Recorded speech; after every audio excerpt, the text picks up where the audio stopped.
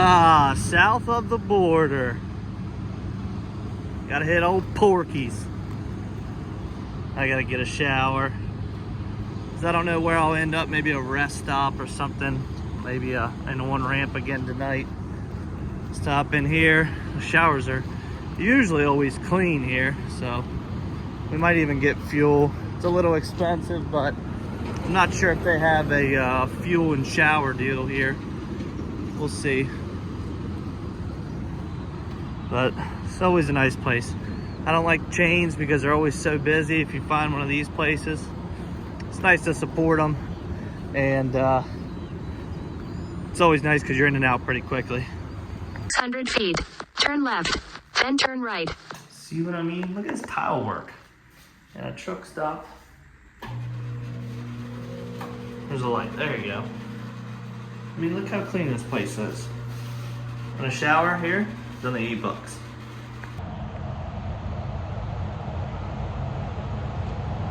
Let's get some fuel. Get on the road. We got a couple more hours to drive here yet tonight.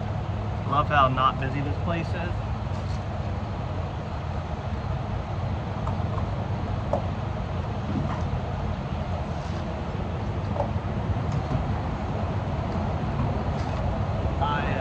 They still got old school pumps too.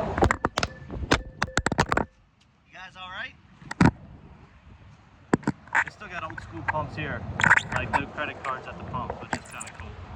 But anyways, I'm gonna fill up here and then we're gonna get on the road.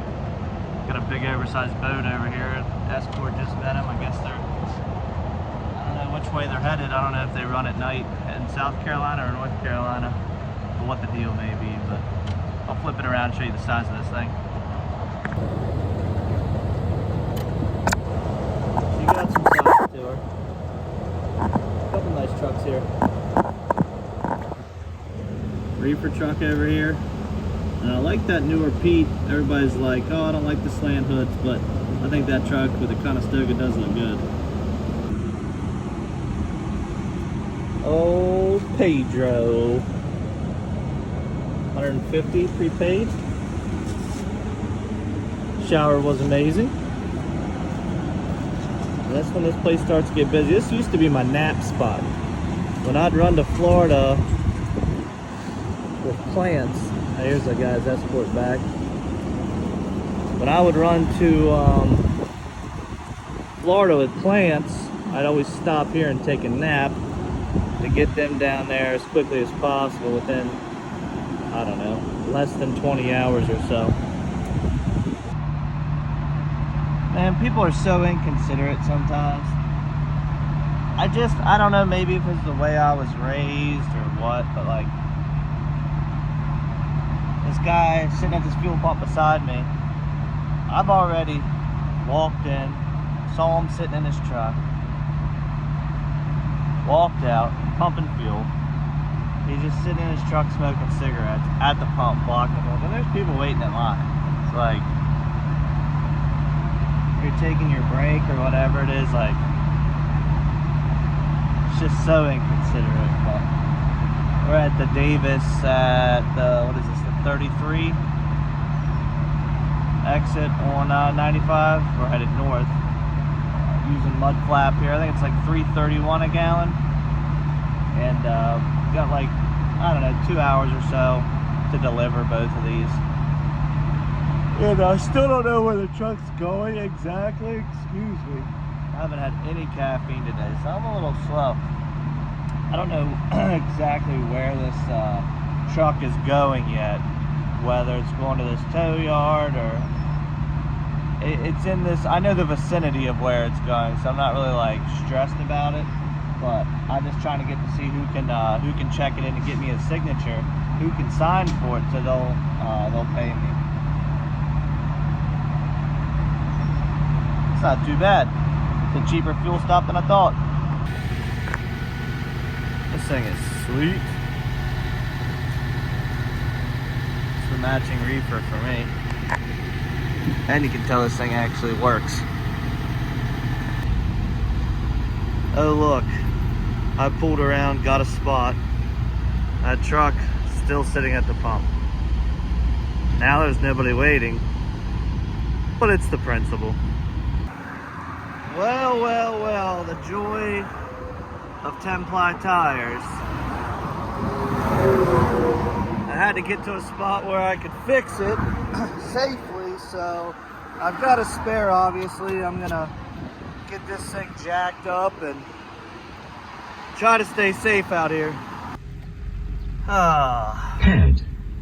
I sure love these type of deliveries in the city, especially on a vehicle that doesn't run. I got a forklift right in here.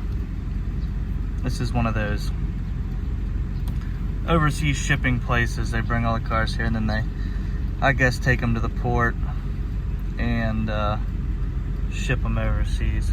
It's like $1,300 a vehicle to get it shipped overseas. I just saw their pricing in there. That's interesting, but I'm sitting in the middle of the road blocking everything, waiting on this guy because he has to pay this company to use a forklift and he has to pay me. He told me he'd meet me here. I just called him. He says he's gonna run over. I don't know how close he is or what, but kind of a crappy street to be blocking, but I'm gonna move over probably so they can come right through that gate and pull it off of me because it's getting 4 straps taken off of it, and I'm not getting anywhere near the car with biohazard stickers on it. My man had the nerve to ask if this thing is drivable. What do you mean, is this thing drivable?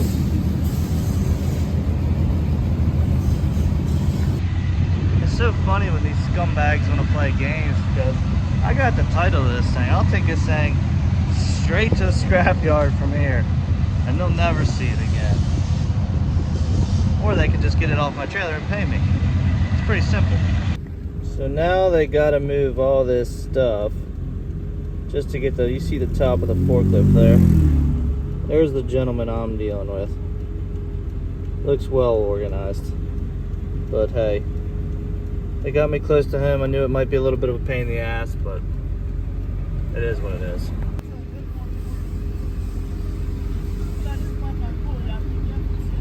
Now they're fighting about who's gonna get this off.